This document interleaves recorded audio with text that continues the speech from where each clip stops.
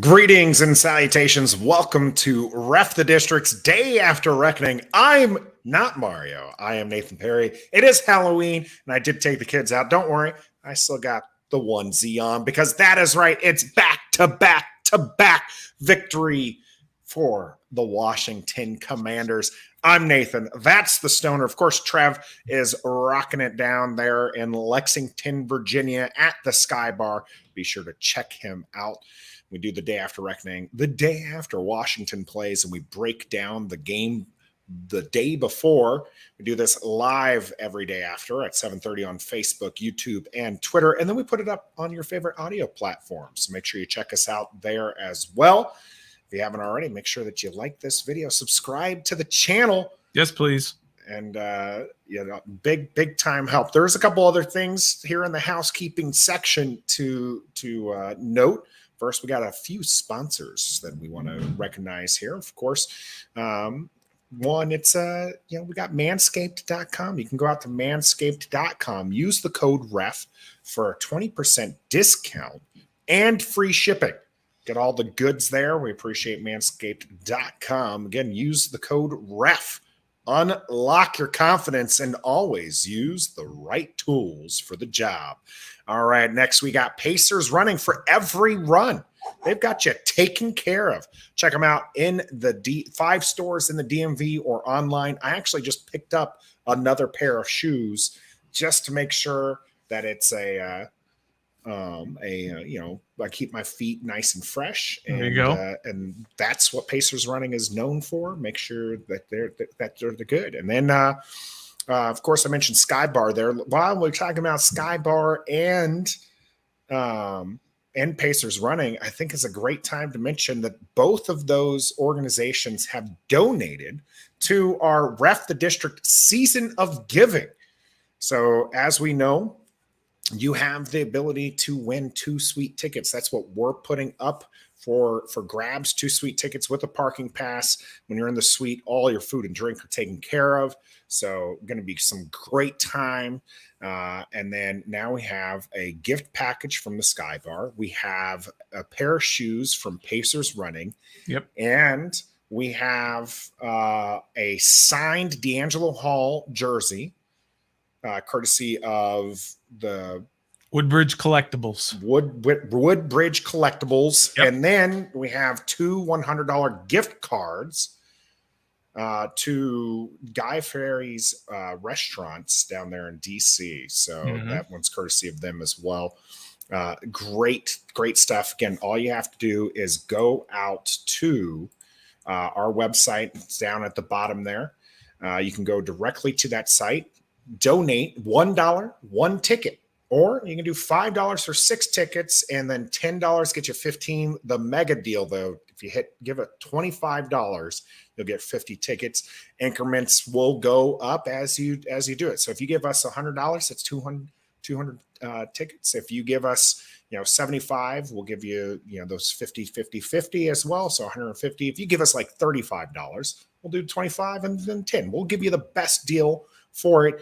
None of the money comes to us. It goes directly to the Fisher House, and we appreciate all the donations there. They're a great charity providing places for families to stay when their loved ones, the military loved ones or vet loved ones, are getting medical care that they need.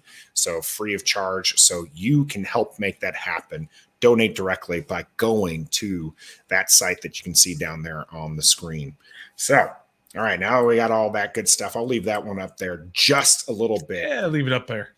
Happy Halloween to those in the chat. We got Craig, Chris, my mom, Yam out there reminding me it's me, Nathan, it is Halloween, and I'm rocking a Mario mustache for our audio listeners with the hat, but still rocking that onesie.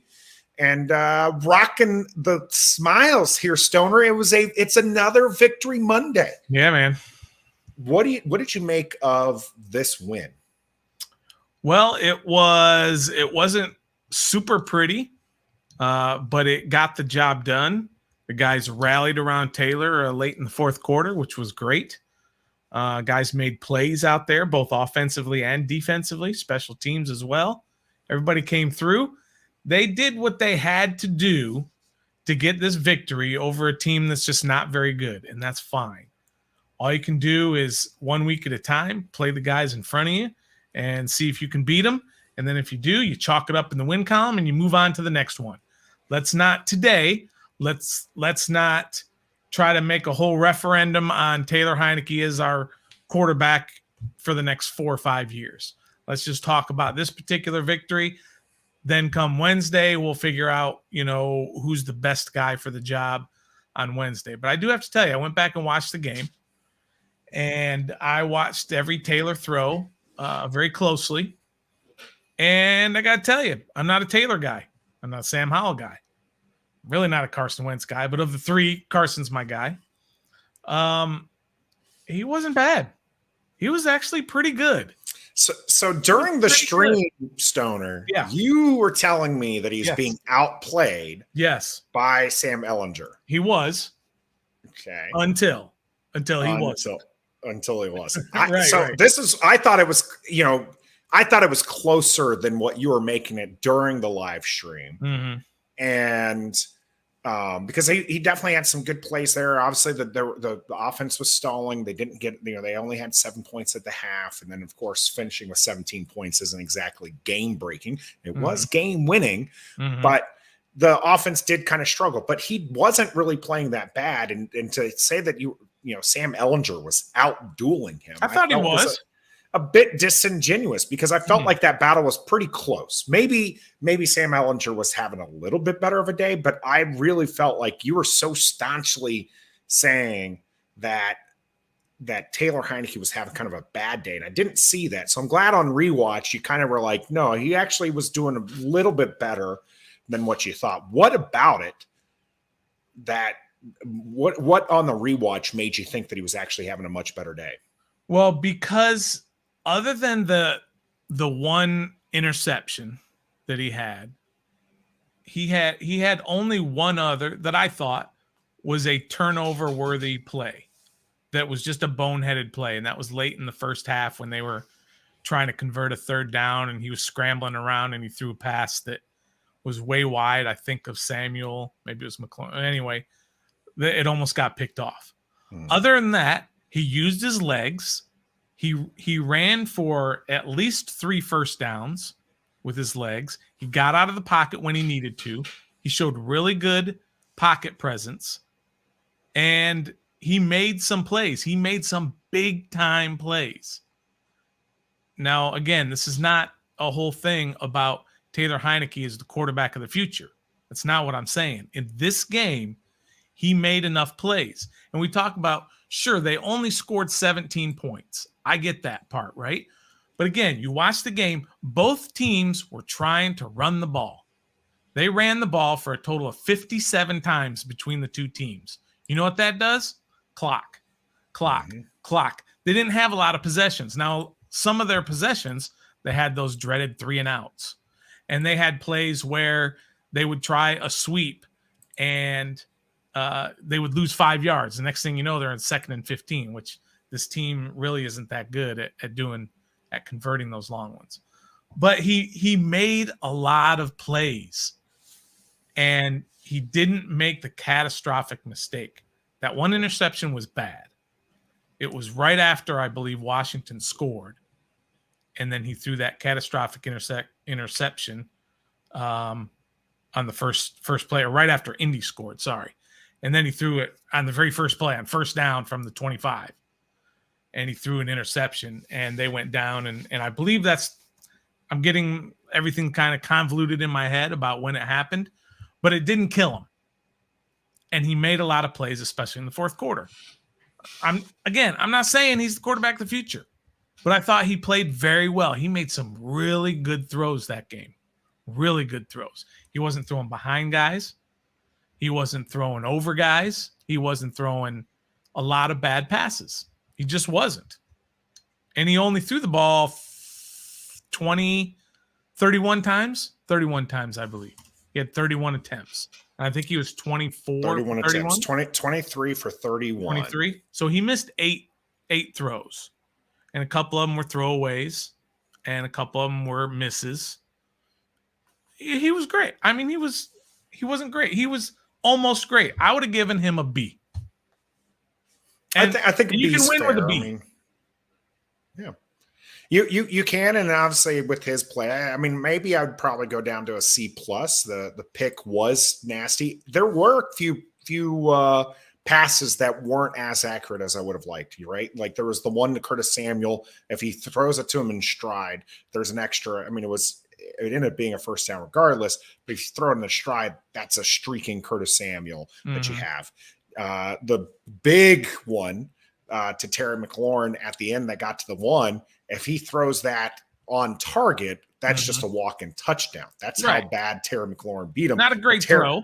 Not a great throw. Amazing catch there by Terry McLaurin. But it wasn't catastrophic. Yeah, it wasn't. While we're talking about him, let's go ahead and we can pull up the Heinicke stats here. Oh yeah, there you go. That we have, and we'll take off the banner now that we've had that up for a moment there. Yeah, 279 yards, QBR 55.4, 50's average, right? And so he, like I said, he was right in there, C plus type deal. Sure. I was actually surprised when I made this graphic that he only had 29 yards. Didn't it feel like he had? Maybe it was just that he had such key rushes. Yeah, it felt like he ended up having more. Yeah, I think that's fair. And because he, there were just those times where he was getting first downs with his legs, or he's extending plays with his legs, and that's something. I know we're not getting into the Wentz, Taylor debate today. But that is an area of Taylor's game that, is different. They're both going to extend the play clock a little bit. They're going to extend the play, but Taylor's going to do it by kind of scrambling and moving about there. And so, that's something to kind of think about. And he, used those legs to keep himself alive and make some of these passes. That was 9 yards a completion.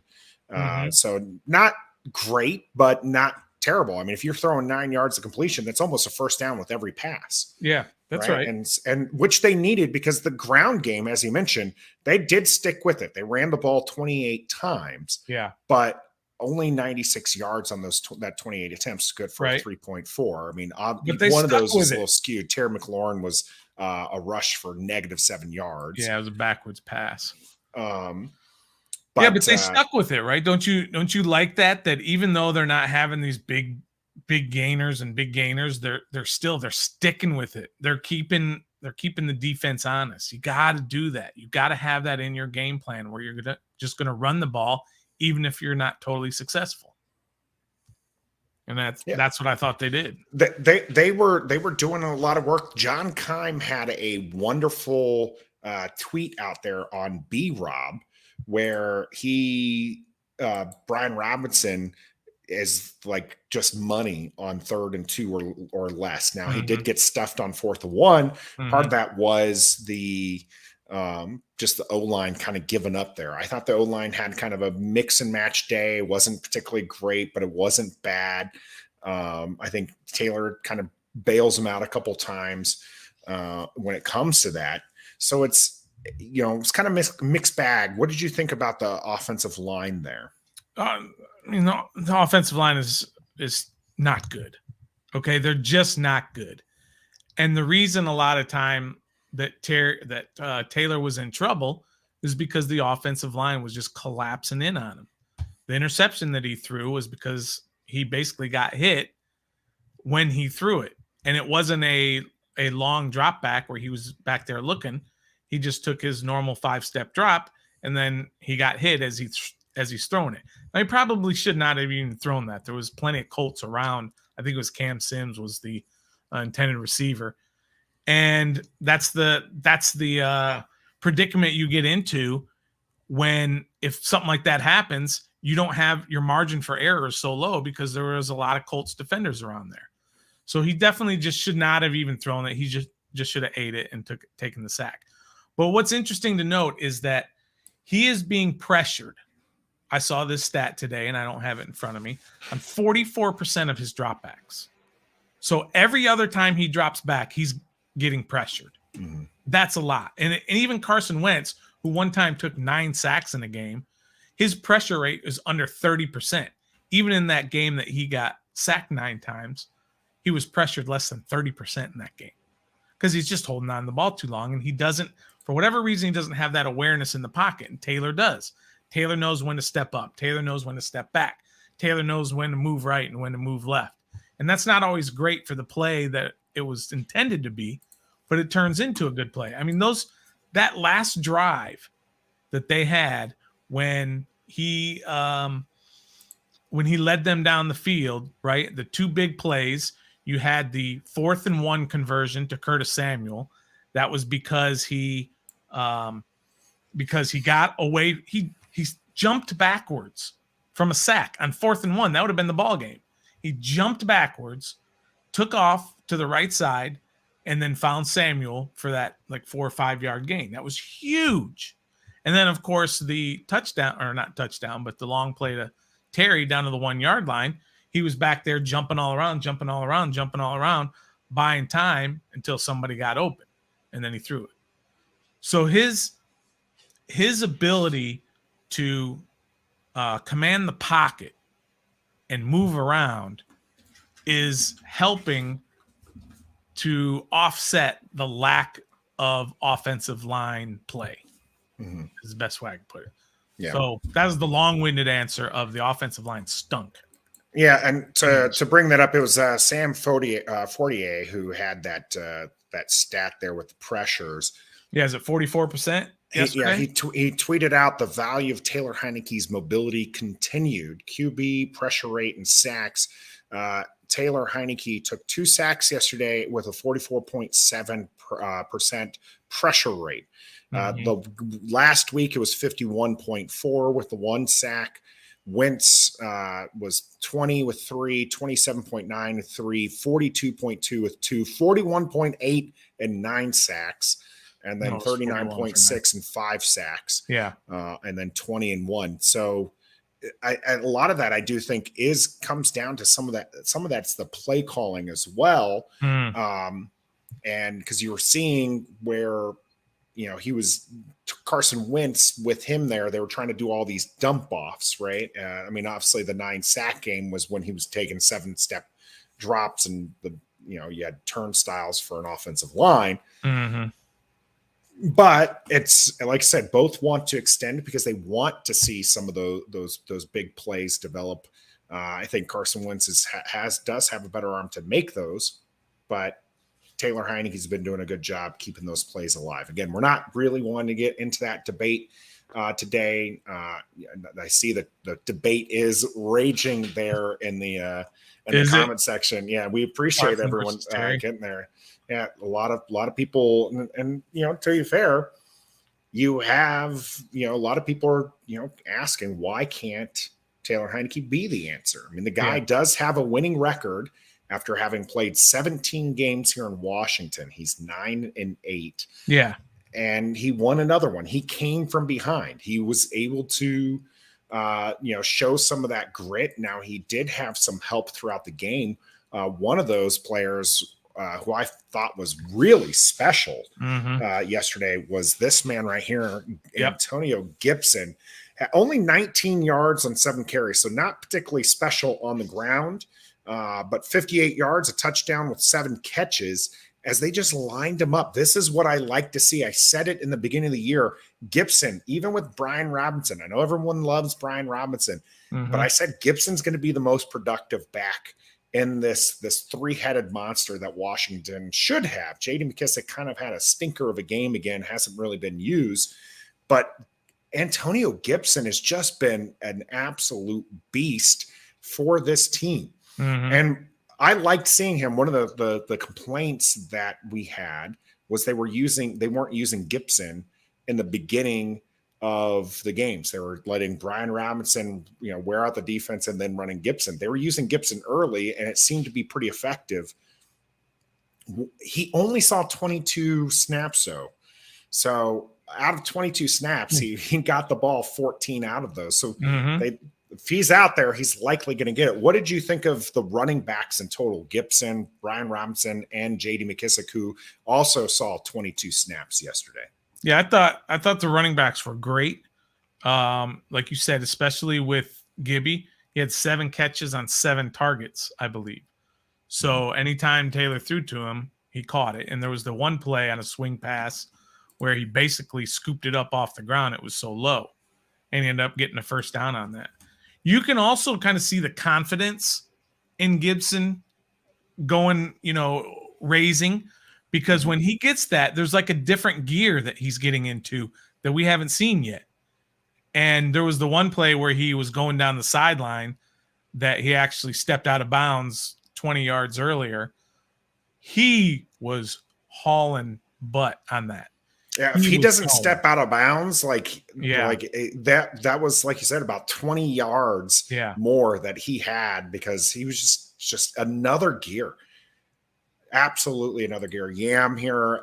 Gibson has so many tools in place he can be involved in, and they were doing it. And they were using him every bit way. Hoan asks, would Ron Rivera extend Gibson or running backs to dime a dozen? Yeah, I think, especially as he's been, unless you're getting him for cheap, you're going to move on. You're going to find something else there. On Brian Robinson, do you have something to say? So before I go to that comment, do you want to add something? Why can't let's think about 4 or 5 years ago. Why can't this offense, as it's constructed, and hear me out before everybody starts laughing and calling me an idiot. Why can't this be the Saints from 5 years ago? Why can't Gibby be Kamara? Why can't B-Rob be Mark Ingram? Why can't Heinicke be Drew Brees? Drew Brees never had a strong arm. I mean, the whole reason he ended up in New Orleans is because of his shoulder injury, that Miami didn't want to sign him, right? Back when they were trying to figure out who to sign, they ended up with Dante Culpepper instead because they didn't think he had the arm. And he doesn't have a great arm. He's got this, which Taylor probably doesn't have, right? But you don't have to have that great arm if you've got the weapons and you design an offense. Now, Washington doesn't have a Sean Payton, right? Calling these plays and all that other stuff and designing an offense. But that's the type of weapons that you have. I would take Gibby as a comparison to Kamara, and I would take Robinson as a comparison to Mark Ingram from 4 or 5 years ago. That's the kind of things that they can do. So let's try and continue to do that. And I thought they did that this game. They were trying to pound Robinson up the middle, and they were trying to get Gibby out in space, both on sweeps and with swing passes. And I think that's a good offensive idea for these guys. Don't have Taylor sitting back there and looking all over the place and trying to throw 20 yards downfield. He can't do it. He's not very good at it. So get those swing passes. Get Curtis Samuel up the gut sometimes. Get Curtis Samuel on jet sweeps. All this other stuff that they've been doing. Their offense is starting to develop a little bit with Taylor Heinicke in there. So I just kind of want to say that about the Robinson and Gibby deal. Yeah. Gus Bus adds that J.D. McKissick could be Darren Sproles in that situation. So big moves. Who'll be joining us in just a little bit. Montana, Brady, Breeze, both Mannings didn't have cannons. I think Brady's got a cannon. I think any one of those, even Drew Brees, can unload it. But we've seen Taylor Heinicke unload it.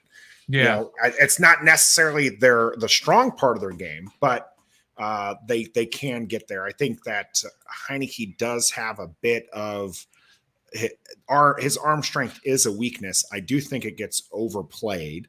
Large part is his mechanics just continue to be awful. Mm-hmm. And we've charted those before where he's throwing off the back foot. He's not thrown into it. But he did. I mean, he had a 42-yard pass play to this man right here. Terry McLaurin is absolutely that guy. Had a special day, 6 receptions, 113 yards. Those 6 receptions were off of 8 targets. Some of those targets I felt were a bit erroneous.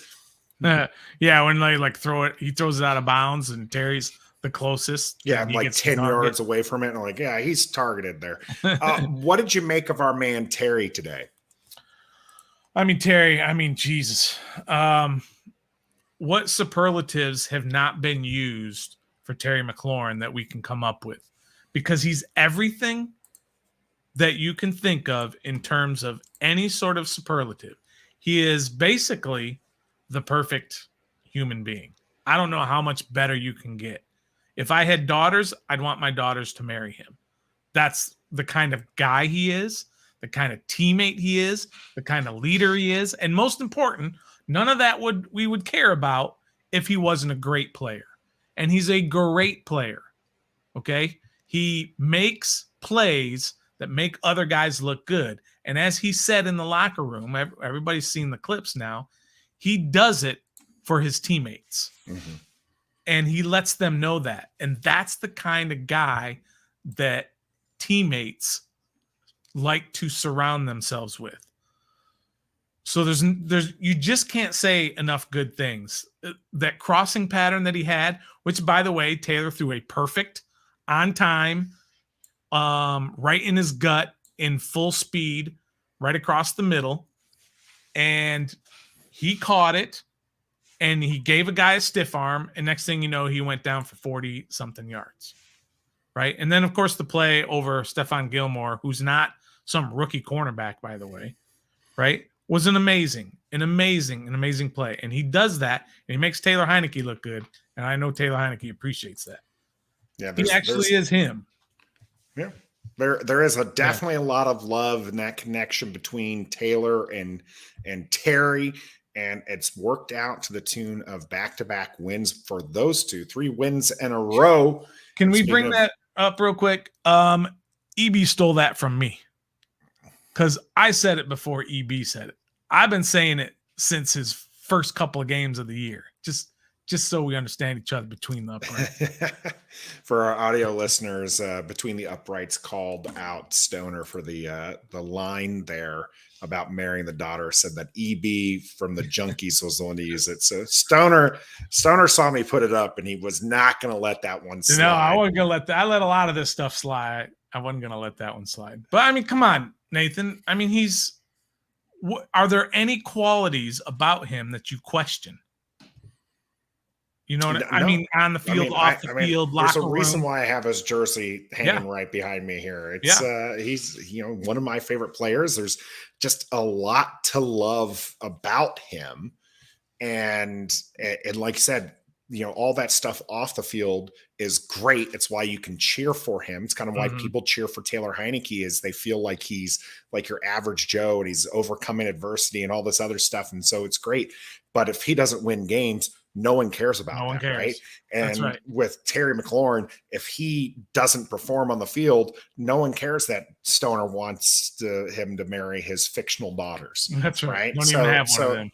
But he's doing what he needs to do. He's actually 10th in receiving yards right now so far.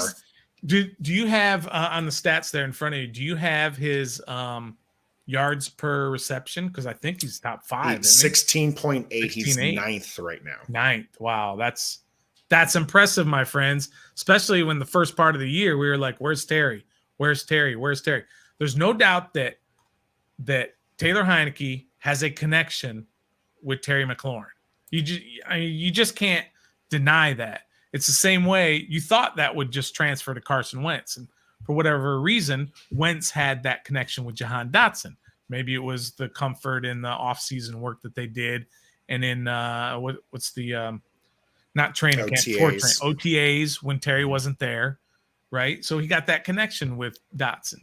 It's the same thing. Heinicke just has a connection with Terry. And now all of a sudden he's all the way up there in all the boards, all the receptions, the yards, the per game or per reception numbers, and he's going to end up with 100 receptions for 1,200 yards and 5-6 touchdowns. It's quite possible, and he'll earn one of those top 100 spots. He'll be at least a top 15 wide receiver. Speaking of top guys here, we're going to bring Big Move to the house. Hey. Where's the clapping, Nathan? Oh, yeah, I got to get the clapping. Hey. I'm slacking over here. How y'all doing today? Doing great. How are you doing? Man, I'm just excited about this win, y'all. I mean, this has been such a crazy win. I was looking at the TV screen like, you know what? I'm probably just gonna go ahead and call it a night. Put on a scary movie. Let me drown my pain, in a bottle of water. And no. I mean, I was finishing up dinner, picking up plates. I turn around. I see Taylor do some weird backpedal. I'm like, all right, this is going somewhere. I just don't know where it's going. Yeah. And next thing you know, I see Stephon Gilmore with the ball. Yeah. I see Terry come in, and I mean, I got a ball right. I just have to put this thing down, just muscle it out. It's crazy, man. I mean, this is 2 weeks in a row where it's just like it's come down to inches. 3 weeks in a row where it has been down to the wire. It's just Isn't that 4 weeks? Because don't we count the Titans? This is because the Tennessee Tennessee we should have won. I mean, it's just been every crazy. week. But I want to give a game ball to somebody who's not talking about. Looking at the PFF grades right now, we have 2 of the top 5 safeties in the league right now, yo. Oh yeah. Okay, like, and again, somehow we know what Cam Curl is. He's a beast. He's actually rated number 1 in the league right now. We all who don't know. But then Derek Fort's 5th round pick, coming in, making an amazing play on the ball. I mean, putting his head where it needed to be, getting that ball out of Jonathan Taylor, very solid guy. Getting that ball out. I mean, we had 2 turnovers. I believe we're up to 6 now, so we're not at 1 a game where I would like to be yet. But we're getting there. We're getting there. And I'm liking this, man. I mean, we're winning games. All right. Yeah. At the end of the season, we're looking at win-loss column. We're not looking at how it was or whatever. Don't forget, Tampa Bay won championship as a wild card team on the road. Okay, like. Several teams have to do this. You just got to get into the dance, and then you dance your way to the victory at that point. But as long as we keep doing this, I'm okay with it. I'm not okay with Heinicke. Okay, he is who he is. We got that, right? Okay, he is who he is. I need you to play with all your heart. I don't need you to leave it all on the field per se every time, just for any throw. You can only close your eyes but so much and just hope that it comes down for Terry. And that's been working for him so far, but yeah. Well, what were you before, let's say, before the season? Were you a Wentz, Heinicke, or Howell guy? I was a Wentz guy. $28 million needs to buy you something. Last time I checked, if you gave me $28 million for a job, I believe I'm expected to do that job. But if you don't do the job, they're still going to give you $28 million. And that's ridiculous. But hey, if you can get that contract, shouts out to you, man. Okay? Right. If you could find somebody to pay you for it, they agreed upon it. All right. But, I was under that, and I was under the assumption that, hey, Taylor, you're going to need to find your spot on this team because Howell had a decent preseason and it's not looking good for you. So if you want to talk about the beginning of the season, I thought this was going to be the end of Taylor. We were going to shop him before this week, actually. I thought we were going to shop him around week 3, week 4, see if we can get for Taylor, possibly get a 3rd or 4th rounder out of it at that point. Somebody who's desperately looking for a backup, who knows it's not going to work out. I actually thought Taylor might end up in Indianapolis just in case it wasn't working out with Matt Ryan, which it looks like it didn't. But they have Sam Ehlinger. He had a decent game for a rookie who's never took a regular season snap. Sure. I'm not going to say, it was the worst thing I've seen before. We could go down the quarterbacks that have played here. It's not the worst thing I've seen, but it was an okay game. But for him to come back and again, really be, I'm not going to say counted out, but really be counted as, hey, you're back to backup. Like we never saw you as a long run. And now Ron has to kind of pivot again and say, hey, buddy, we always had faith in you. Come on. Yeah. Come on back and start. If I'm him, I'm looking for a starting spot, to be honest. I'm not looking to stay with the Commanders. I know he's up for his contract. I'm hearing everything out. I'm hearing everything out from all 32 teams. If I don't find a starting spot, then I'm gonna talk with the Commanders, see if I can get a contract going. But if I'm him, what if they give you the starting spot? If you get a starting spot, hear me out. If you get a starting spot, it's gonna come with some starting money. Now he's not gonna get 25, 30 mil a year. Right. But if he gets that, he could probably get Fitzpatrick's $10 million. You got to remember Fitzpatrick signed for a $10 million deal. Absolutely. For Taylor, I'm looking at around the 15 to 17 mark. If he can get that, okay, we can make that happen.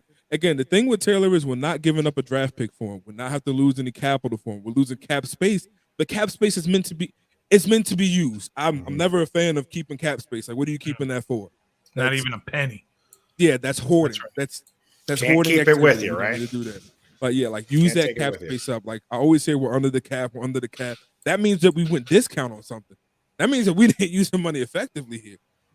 So like I want to see him really figure out where he wants to be.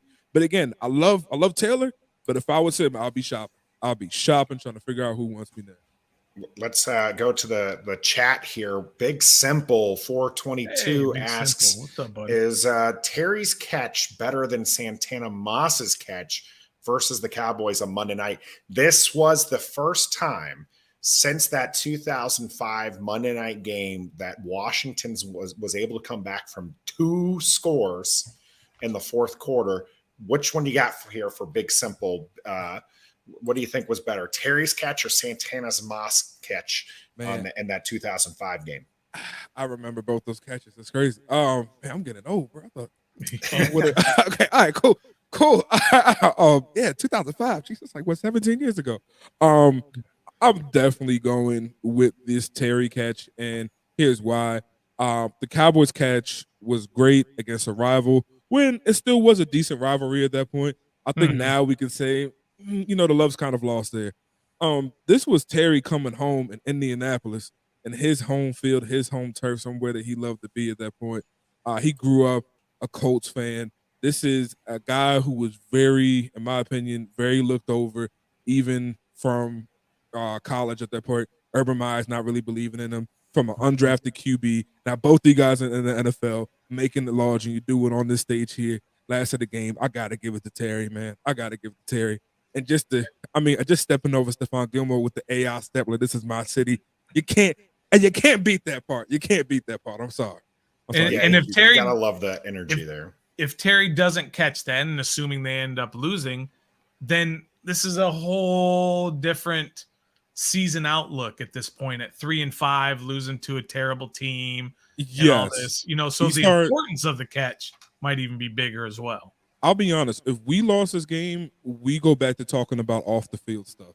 And I hate that, but we definitely go back to talk about off the field stuff. And we definitely go back to the Dan rhetoric, to everything else. We start talking about all that off the field stuff. This right here puts it right back on where fans want to be, content creators. Everybody wants to be on the field. We all want to look at the field. That's what we care about as football fans.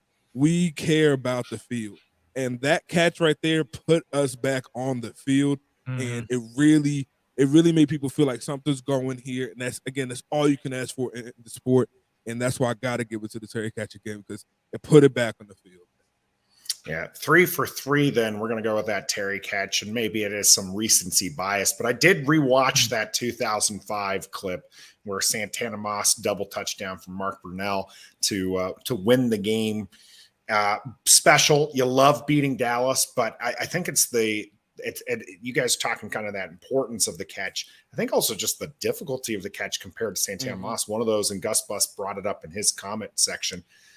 Santana Moss just ran by 2 guys, like just straight up, just like smoked the defensive backs. Terry smoked his. It was an underthrown pass from Taylor Heinicke, and he just climbed the ladder and caught it. And somebody had saw, I don't know, I can't credit somebody for this, unfortunately, because I don't remember who said it, but someone talked about how Terry McLaurin catches underhand, and he's still probably one of the best, high point catchers in the NFL right now. Because he doesn't go up like this and get it. He goes up like this and gets it. He makes a basket. He comes down with it. And then he still rips it from a guy from way up here. It's amazing. I also love the football IQ of that play, going back to the quarterback when the play's breaking down, having the wherewithal. And again, this is the connection you guys talked about with Heinicke and Terry here. Heinicke gives him the hand. Terry sees it, makes eye contact. Hey, I know what to do. And that play happens.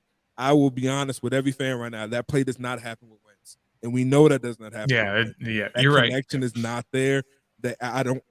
No fault to either man here. Just connections happen how they happen. But that play and that communication does not happen with Wentz. Yeah, and it was the same with the week before against Green Bay. Wentz doesn't make that throw to the sidelines to Terry, where he caught it in front of Alexander to get that crucial first down and allow more time to come off the clock. Wentz doesn't make that throw. And again, that's no knock against Wentz. He just doesn't have the trust in Terry that Taylor Heinicke does, which is it's different. It's hard to sit there and say, we know what Taylor Heinicke is. We know he's not the future of bringing this team into the next level in the NFL. We all know that. But for right now, he's the best thing. And we're going to ride this connection between him and Terry and his moxie, his energy, his leadership, whatever it is. We're going to ride it as long as we possibly can until we can't, until something happens. Absolutely. And we're all going to sit here and say, well, it was fun while it lasted. I'm thinking about the people who have rings in this league, quarterbacks. I mean, we're talking about people like Trent Dilford, and they're funny. I name another one, Joe Flacco. Mm-hmm. These aren't like crazy guys here that was making crazy plays, but Joe Flacco had a connection with his running back at his own line, and they built around that at that point. Terry and Heinicke have a connection. The O-line has a connection with him. Why not build around that? Why not build a solid base? If you're going to be the defensive team that you want to be, why not have a solid base on offense? Build a really, really, really good O-line for him. You have the receivers now. Somehow we got to get Cam Sims the ball more. Again, when he touches the ball. He was out there for a lot of snaps. Yeah, he just comes down with it. The one time he gets to catch, the one time he comes down with it. So it's like, hey, look, I like that. He has connections. People like that he gets it. I also like how Taylor he's the first quarterback I've seen in Washington in a very long time that treats their number ones like a true number one.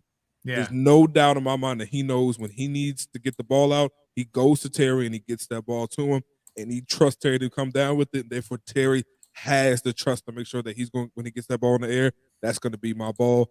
And I was thinking before I got on the show, actually, another person who did that was Matt Stafford.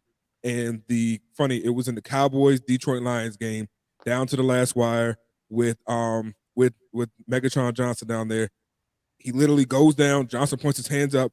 He's surrounded by 5 guys, and he throws it to him and comes down with that catch. And that's what number ones do. When you have a number one and you trust the number one, hey, bro, this is going to you. I'm going to get the ball there. You figure it out from there, and that's what he does.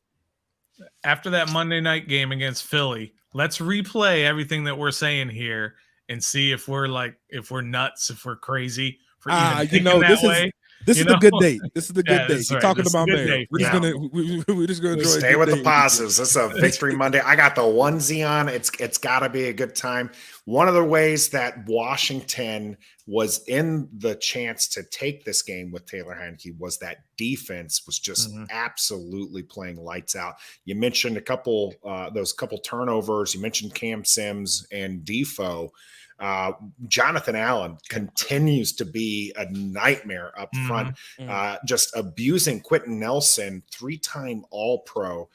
Big moves. What you got on the defensive side of the ball, making those stops? I mean, Jamin Davis with that huge goal line stop there. He was back there. There was a couple times that we were back there to meet the running back before they got the ball.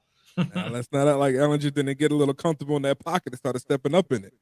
That's not like, he didn't have a couple of runs there as well. It's not like Jonathan Taylor did break off a couple as well. Like we had, but he had 11. His name is escaping me right now. Pittman. Pittman didn't go off a couple of times. It's a great front that allows explosive plays, and I need them to find that. I need them to patch that hole sometimes. I don't know what it is. It seems like guys got a little bit too freelancy towards the end, just trying to make a play when a play wasn't there to be made, instead of playing assignment. I like my defense is boring. I like it boring, man. When we get to the quarterback, we put it down. They don't get a first down, we get off the field. That's all I'm looking for. Turnovers are great. You know what's even better? A 3-and-out. Okay, I'll just take a consistent 3-and-out versus you trying to go for that turnover. We got 2 turnovers in the game. That's great. But I'm looking for consistent 3-and-outs here. So Jonathan Allen is getting back there. Deron Payne is getting back there. Montez Sweat was caught flat-footed a couple of times, especially in that red zone, a 3-yard run. He was caught flat-footed there. We know he's not an East-West guy. He crashes down. It kind of got him there. Jamin Davis is the biggest quiet story within Washington right now. I mean, we had all the hype and the drama before JDR. We had the criticize tweet, and now he's playing some just solid football. I'm not gonna say he's proven to be the highest draft pick yet, but he took that step up we talked about in the offseason. Everyone said Jamin Davis needs to take a step up. He has. He's getting stops. The speed is there. I don't feel like we lost too much when not having Holcomb here. I don't feel like we lost something. But the way that Jamin Davis played, he's coming in to his own. That's all you can ask for in a player at that point. Like I said, our safeties are doing great too, man. So I think it's the corner play we got to figure out a little bit. St. Juice got burnt on that 40-yarder. Surprisingly, yeah. It happens. He's been pretty solid. It happens. It happens. Right. We're not, this is the passing. We know this is the offense first league. That's what gets the viewing. They're going to make sure you get that. With that, can't get too much hands in there. Wild Goose, he tried to save a touchdown, got the obvious DPI. I understand those plays. Again, I don't agree in them, but you got to do what you got to do to prevent a touchdown. If we could just find a way to get those less penalties going, play the ball a little bit more than the player. Again, we're not looking for the huge turnovers, but just play the ball. When the ball's in the air, do what you got to do. Give that one look back and then get your hands back in it. They say you got to be looking for the ball if you're going to make contact. Just that stuff. But I think Del Rio was playing for his job a couple of weeks ago. Now I feel like he's starting to really take command, no pun intended, of his defense. Yeah, I think always pun intended. Always pun intended. What I noticed when I went back and rewatched, and when I was watching the defense, I looked for three things. One was I was looking for the blitz rate, how many times Washington blitzed. And I'll be honest, I don't think they blitzed once. Now they had 4, sometimes they had a 5-man defensive line, but I don't think they blitzed once. I think they just said our D-line can get there on their own. We don't need to blitz, and we're not going to let Jonathan Taylor beat us up the middle. So they had their linebackers in there along with Cam Curl down in the box, right? And I also watched Jonathan Allen absolutely destroy Quentin Nelson play after play. I saw twice he picked up Quentin Nelson. Okay? Yeah. Picked him up by bull rushing, got him off the ground. I said, oh my goodness, this guy is unbelievable. And I watched Jamin Davis. And the one mistake I saw Davis make was that long run by what's his name? Jonathan Taylor. Yeah. For whatever reason, he hit the same hole as Mayo hit, right? And that left the other hole wide open, and he went through there. But otherwise, he was stellar. He got beat on the pass to Nyheim Hines down towards the goal line. That's one of those things, like you said, that happens. But I like what they're doing. They're like you said, they're playing almost boring, which is great, which is what they need to do. And I think this is something that can be effective down the road. I think defense is built to last. I think we finally got that, and that's great. Don't get me wrong. I love that. You got to stop them somehow. But it's the NFL. This ain't college. I need you to score 21, and I need to score 21, 28 to get the that's precisely where I was going to go next here. As Commando comments, let's enjoy the win, but also not get ahead of ourselves. The 3 teams we just beat are bad teams. Let's see what we can do against the Vikings and the Eagles. And we don't get ahead of ourselves here on the day after reckoning. This is a victory Monday, so we do tend to keep that a little bit positive. But like you're talking about there, big moves, is that it's one of those things, like, you're not going to win a lot of games scoring 17 points. So what does this offense need to do, differently to get it moving? Because you're going to see Taylor Heinicke for those next 2 games against the Vikings, against the Eagles. So what do they need to do to score more than 17 points? Because the defense played about as well as it could. Held the opposing team to 16 points, 2 turnovers, just wonderful goal line stands. So what does the offense need to do to improve based off what you saw yesterday? I'll be honest. I know people don't want to hear this. Brian Robinson's he is turning out to be a very decent running back, but he is a rookie still. He's he is blasting through the O-line before his blockers can even get set sometimes. It's like, hey, I need you to let that develop. I need you to let that develop to get through there.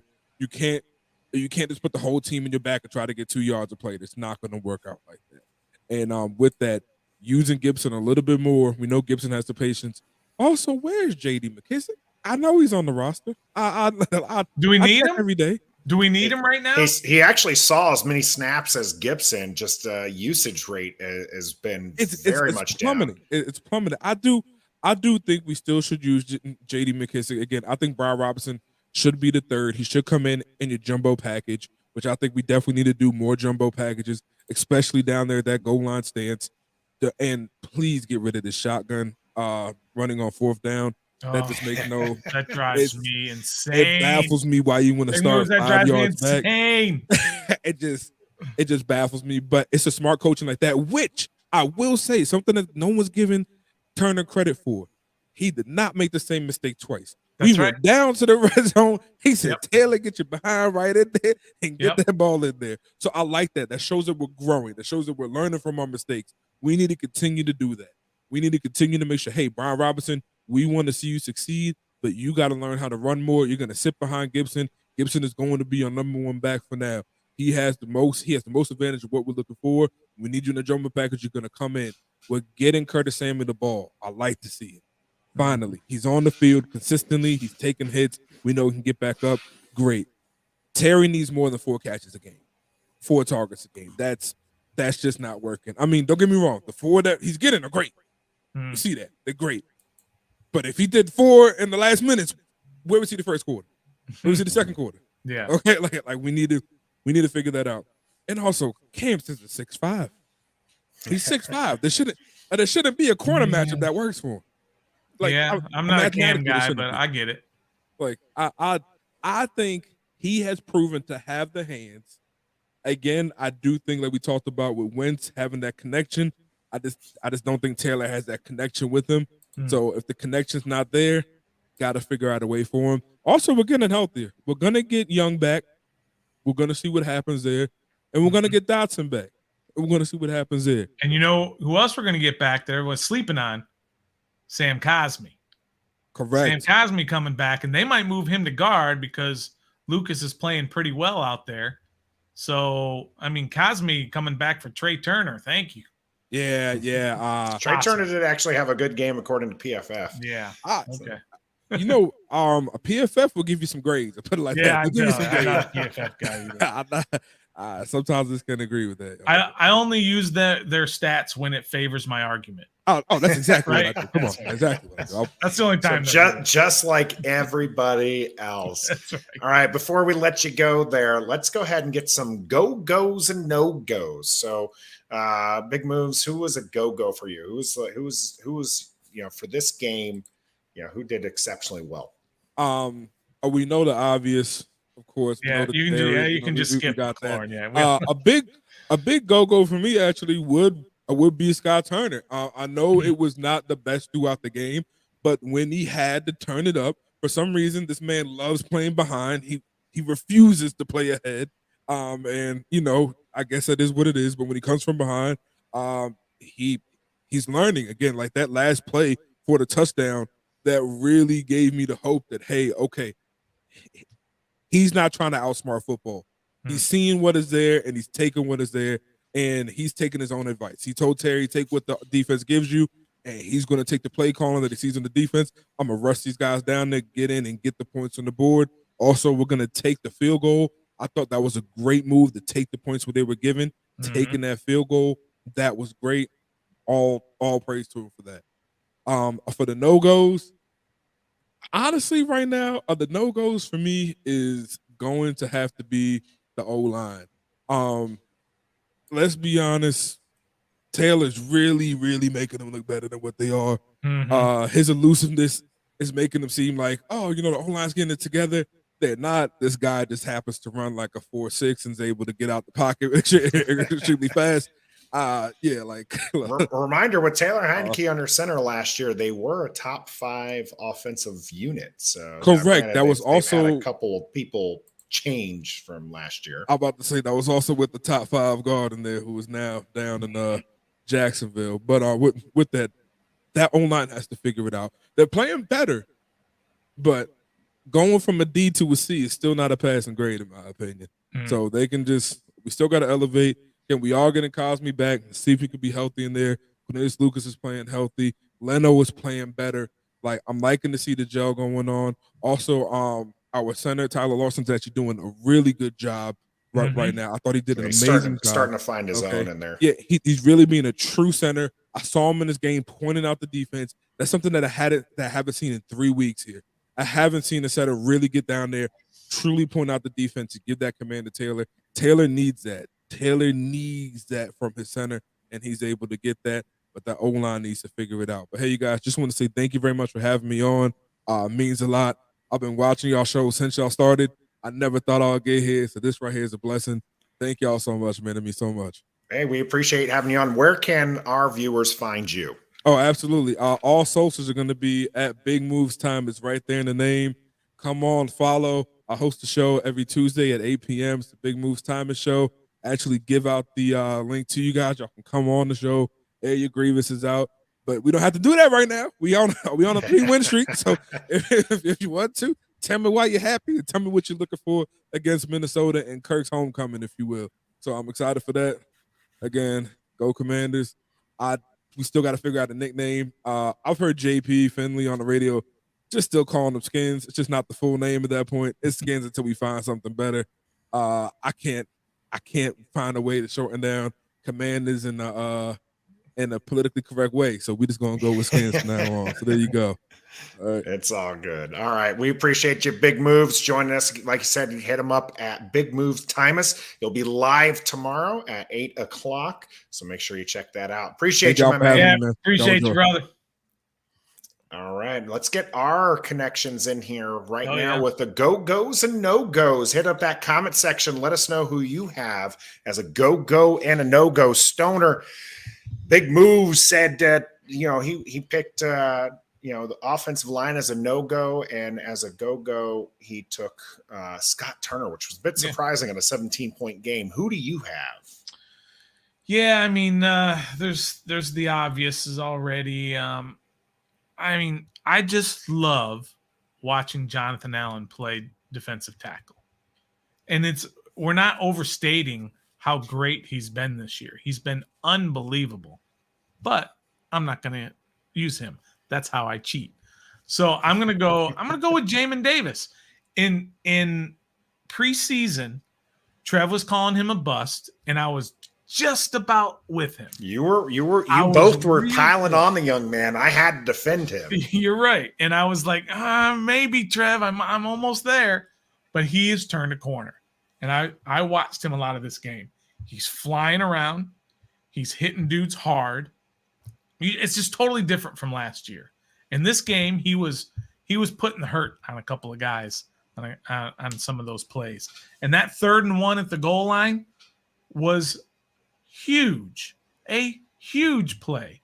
And by the way, the play before that, when Pittman should have gotten into the end zone, but I believe it was Curl and McCain. No, it was Curl and Davis, that stopped him a half a yard short, that set up that 3rd and 1 Davis loss. So I'm going with Jamin Davis for my go-go. Yeah, absolutely. I would have gone with Jamin if you didn't. And so because you did, I'm going to go with another one. It was kind of a bit of a quiet game, which is interesting to say something like that, because he did have a fumble, forced fumble, and that's Cam Curl. Cam Curl. That was Derek Forrest who had the forced fumble. Defoe had it. I thought it was the helmet. Yeah. Was it Defoe was on the helmet? Well, Cam That's Curl right. and Defoe, the two of them will be my go-go, because those two, that tandem for safeties, I mean, they're, we only use the PFF when it favors our argument. Going to have to use it here because both of those guys are playing absolutely wonderful. Mm-hmm. This defense still gives up those big plays. You saw that a little bit. I don't think that's really on the defensive line or our safety play. I think that really does come down to, usually it's Cole Holcomb, some just good offensive play calling. stuff like that. But those two are doing a wonderful job at the safety position, holding things down. And I think that going forward, I feel pretty confident that duo is going to be good for Washington. So hopefully that's going to be what we see here. Commander Lorian, go as Stoner ceiling fan, can take a shot. Yeah, man. It should be a go-go. Oh, yeah, go-go. I thought it's a go-go. Yeah, it's a go-go. It took a beating, and it's still going. Doug has taken go for Samuel, moving the stick so many times. Yeah, we saw that his first game kind of last season, right? Where he had like 4 catches, 3 of them went for first downs. This is what he's been doing now. Is he just been, getting, moving those chains, being that safety outlet, being that gadget player, and doing some wonderful things there. Let's go to the no-go side. This is, again, big moves. Tymus took the offensive line, which is fair. There was, like you mentioned, 50% pressure rate they gave up 2 sacks. Where are you putting the no-go, though? Yeah, I was gonna piggyback on that and give it my same no-go as last week, which was Chris Paul, because Chris Paul can't even unseat Trey Turner or had a good game. Charles. Yeah. PFF says so. But I'm not going to. I'm going to go with the Colts. Okay? The Colts were horrific. And Frank Reich, he should be playing for his job, but he's coaching for his job. It looks like he's coaching as though he's safe for next year. All those 4th down plays that he punted, and just a very safe game plan throughout. And I mean, but the Colts were bad. Ellinger fumbled at the Washington 22-yard line. Okay. Jonathan Taylor fumbled at the Washington 21-yard line. Right? Pittman should have been able to walk into the end zone on that end around where Curl and Davis stopped him a half yard short. I mean, he had so much room, but he decided to go right at Davis and Curl with all that room. I mean, that was dumb. And then, of course, they had a 3rd and 1. And what do? Shotgun and hand it off, and he gets stopped in the backfield. Just dumb. They gave up a 4th and 6 and a 4th and 1 on 2 scoring drives for Washington in the 4th quarter. Just think if you're a Colts fan this morning, by the way, and this is all going on. Ellinger gave himself up a half yard before the first down. He gets that first down. The game might have been over at that point. Then they didn't go for it, right? First, they used the timeout to challenge when everybody in the stadium knew that challenge wasn't going to work. Then they didn't even go for it on 4th and 1. You should be coaching for your job, right? Go for it. Go for it, you wuss. And let's see. Bringing out the name calling here. Then the 4th and 1 that Washington had that Taylor should have been stacked, but he stepped backwards and then scrambled to the right and dumped to Curtis Samuel. And the 50-50 to McLaurin, Stephon Gilmore definitely should have been able to knock that down at the very least. And then on their final drive, when they just needed to get in field goal range, Ellinger threw a strike to Pittman, streaking down the middle of the field, right about midfield, and he just dropped it. I mean, the Colts are horrific.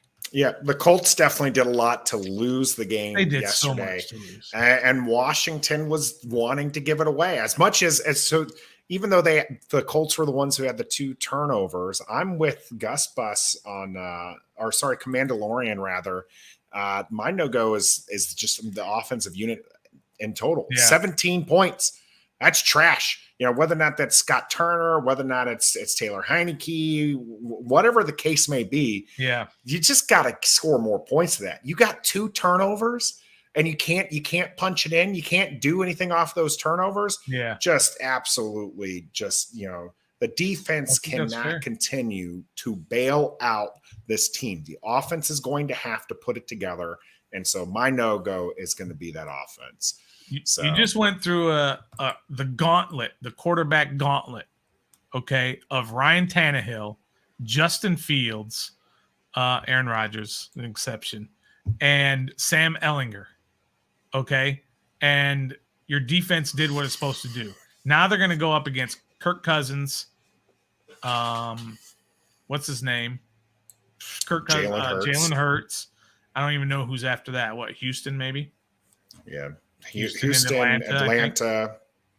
So this defense may struggle for the next couple weeks, but then you've got a couple, you've got Houston, Winnable Atlanta, games, New York. I think that's how it goes. Yeah, so it's going to be Minnesota, Philadelphia, at Houston, Atlanta, New York, San Fran, Cleveland, Dallas to finish the season. So they can continue this. This defense can. They're going to have some days where they're going to give up 30 points or whatever. But, I mean, remember the beginning of the year and most of last year when they're giving up 30 points every week. And we were like, oh, my gosh, this defense is horrible. Well, they figured it out. And, yes, they haven't been playing great quarterbacks. But still, they're doing you play your schedule. Yep. In the end, and again, we've had this talk, right? You got to beat the bad teams. They're beating the bad teams, and that's what they expect. At the end of the season, all that people care about is wins and losses. So if you're in the playoffs, they don't say, well, yeah, but you only beat, this team and that team. So what? You're in the playoffs. You're in the dance, and you got a chance. All right, let's get to the last step of the day here, which is pay up. All right. This is good stuff. Stoner's happy, so it must have been a good day for him. You can read me like a book. So our score predictions were Trev said 27-9 Washington. I said 24-10, and Nathan said 24-16. So I think Nathan was probably the closest. I got 16 points on. Not only did I say they'd get 16 points, I said they were going to be driving for the victory, and we were going to have to sweat it out. That's what I said. Yeah. I said it because I said that they were going to make us sweat it out because that's why I put them at 16 because it was possible that they could get a touchdown and the 2-point conversion to send it to overtime, and so they were on a drive. Yeah, and then Washington got to Sam Ehlinger, so love to see it. No points for that. No points for that. All right, dollar. First one was Stoner and Trev said McLaurin would have at least 85 yards receiving, and he did. And Nathan said, no, he would not. So Nathan with the negative there. I went against my man McLaurin. You did, man. You did. I want to see the tape on that one. I feel like that's a lie. That's the very first one. Trev said that Heinicke would have 2 picks, but he only had 1. So Stoner and Nathan get $1 on that. Stoner said Jonathan Taylor would have 100 yards rushing. What did he have? 60-something, I think. He had. Might have more. Pull it up here. 76 yards. 76. So Nathan and Trev got $1 on that. All right. Pretty even so far. Nathan said that B-Rob and Gibby would have a touchdown. Only Gibby had a touchdown. So Stoner and Trev take $1 on that. Got a bit greedy on that one. Stoner said that Gibby would have a return to the 40-yard line. He did not. So only Trev took that one. Yep. You abstained. I abstained that one. Trev. By the way, if they didn't sneak that one in with Taylor Heinicke, that was going to go to B-Rob. Yeah, B-Rob was in the game. And by the way, B-Rob flew up to the line of scrimmage to push Heinicke if needed. So I think they've been listening to our show because we've been harping on that. Harping on that one, yeah. Let's see. Trev said that Ehlinger would have 47 yards rushing. He did not. I think he only had maybe 18 or something like that. Check here, but yeah, he did not have that. He had 15 yards rushing on 6. Nathan and Stoner got the $1 on that. Okay. Nathan said that Ehlinger would have 35 plus passing attempts. He only had 23. 23, yeah. Trev and Stoner took that. Then Stoner doubled down and said he won't even have 30 pass attempts. So Stoner took that, and Nathan and Trev both lost out on that one. Yeah, I just thought that they were going to pass the ball a little bit more and that Washington was going to have some success stopping the run, and Washington didn't really have success stopping the run. Indianapolis ran for 29 times for 135 yards. That's 4.7 yards a clip, and it just didn't work out. So they ended up sticking with the run for longer than I thought they were going to. Yep. Frank Reich is the most conservative coach I've ever seen. Stoner and Trev said that Logan Thomas would have a touchdown, and he did not. So Nathan got that one. Trev browbeat me into taking the Fuller interception. So Trev and Stoner said Fuller would have an interception. Nathan said no. Nathan and Trev said that Gibby would have 100 yards from scrimmage. He did not. He got fairly close, but he did not. 19 yards like plus 70 something. 58. So yeah, 77. Yeah. So Stoner got a buck on that one. And Trev and I did not. Correct. Okay. Nathan and Trev said that Curtis Samuel would have 5 rushing attempts. He had 4. Oh, so close. Stoner took $1 on that one. So close. And then we had. I love seeing Curtis Samuel back there and using him as a weapon in that regard. It's really good. And then Nathan had an in-game $1 over me that I don't remember exactly, but it doesn't matter. But you took $1 there. Took $1 from you. All right, so we got 1, 2, 3, 4, 5, 6, 7, 8 minus 1, 2, 3, 4, 5. So plus 3 for Stoner. Yep, that's what I got. 1, 2, 3, 4, 5. 1, 2, 3, 4, 5. So minus 2 for Trev. Yep, that's what I got. Okay, that's even. That's even. Those are even. I was even on the day. That's what I got. All right. I'll eventually get a nice little graphic like I had up for Terry and Gibson and our man Taylor Heinicke for that. So, but make sure we keep track of where those go there. So it's something. Gus Bus talking about Samuel looking bigger between the tackles than he does running routes in space. Yeah, he really does, and he does such a great job. It's nice seeing him back there with B-Rob. Or with Gibson. There's a lot of dynamics, a lot of fun things you can do back there. I'd love to see it. It is the end of this show. We will be back Wednesday at 7:30 live as we always are on Facebook, YouTube, and Twitter. Don't forget this week it's the blackout game, and I don't actually have it with me right now, but you can get yourself the Keep That Same Energy hoodie, t-shirt, long sleeve tee. That is black, and that will look good right there in the stadium. So you can check that out right here on our YouTube channel underneath the video, or you can check out our link on our Twitter page. Stoner, any last thoughts? Get Armani Rogers a little bit more involved in the offense. Would love to see that. I think he's got something. I think he's got it. Something that's going to help this team when Logan Thomas is probably not here next year. Yep. Quite going to be a cap casualty. We'll see how that all plays out. But until next time. What's that? Be a fan.